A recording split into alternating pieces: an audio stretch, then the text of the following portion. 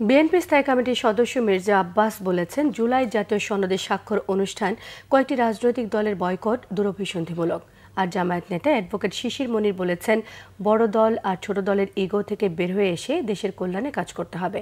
শুক্রবার জাতীয় সংসদের দক্ষিণ প্লাজায় অনুষ্ঠিত জুলাই সনদ স্বাক্ষর অনুষ্ঠানে অংশ নিয়ে তারা এসব কথা বলেন।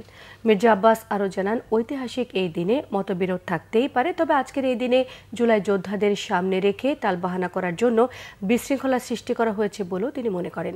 এই সময় অন্তর্বর্তী সরকারের পরিবেশ এবং জলবায়ু বিষয়ক উপদেষ্টা সৈয়দ রেজওয়ানা হাসান জানান, জুলাই যোদ্ধাদের প্রতি সরকার বরাবরই আন্তরিক, কিন্তু ঐতিহাসিক দিনে জুলাই যোদ্ধাদের এমন বিশৃঙ্খলার পরিবেশ সৃষ্টি ঠিক হয়নি। অনুষ্ঠানে অংশ নিয়ে যুক্তরাজ্য বিএনপি সভাপতি এম এ মালিক জানান, আজকের এই দিনে জুলাই সনদে এনসিপির আসা উচিত ছিল। যারা বিশৃঙ্খলা করেছে তারা কাজটা ঠিক করেনি। আগামী জাতীয় নির্বাচন কোনোভাবেই পেছানো যাবে না বলে তিনি মনে করেন।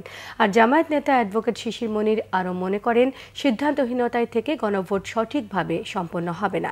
আলোচনার মধ্য দিয়ে জুলাই যোদ্ধাদের বিশেষ গুরুত্ব দেওয়ার পরামর্শ দিয়েছেন তিনি। তবে আজকের পরেও জুলাই সনদের স্বাক্ষরের সুযোগ রয়েছে বলেও আশাবাদী আন্তর্জাতিক খ্যাতি সম্পন্ন ফটোগ্রাফার শহীদুল আলম। কিছু কিছু দল ডিস্টার্ব করতেছে, এটা আমরা লক্ষ্য করলাম, বাট এটা নতুন কিছু না। এরা সকল সময় বাংলাদেশকে ডিস্টার্ব রাখার চেষ্টা করবে।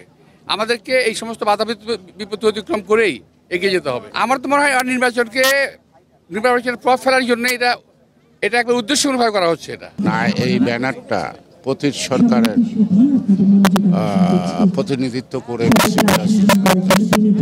এই সন্দেহটা থাকে। ইলেকশন যতক্ষণ না হয় নানা ধরনের বাধা আসবে, বাধা অতিক্রম করার দায়িত্ব হইল প্রত্যেকটা রাজনৈতিক দল, সরকার এবং জনগণের। কেয়ারটেকার গভর্নমেন্টের যে ফরমেশনটা হবে, ওই ফরমেশনের ক্ষেত্রে বিএনপি একটা ছোট্ট জায়গায় নোট অফ ডিসেন্ট দিয়েছেন। তো আমরা মনে করি গণভোটে নোট অফ ডিসেন্ট দিয়ে গণভোটে পাঠানোর কোনো অর্থ হয় না। পলিটিক্যাল পার্টিগুলোর মতদ্বৈততা থাকতে পারে কমিশনের সামনে, কিন্তু জনগণের সামনে যখন যাবে তখন তো মতদ্বৈততার কোনো প্রশ্ন নিয়ে তো গণভোটে পাঠানো। আজকে একটা ঐতিহাসিক পটভূমিতে এই টেনশনটা সৃষ্টির তো কোনো প্রয়োজন ছিল না।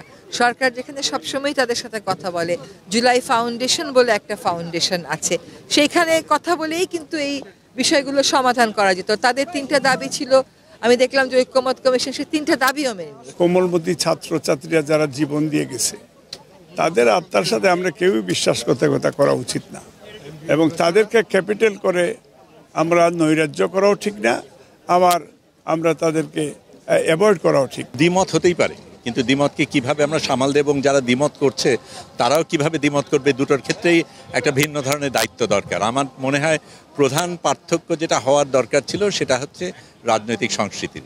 সেই পরিবর্তন হয়তো এখনো হয়নি।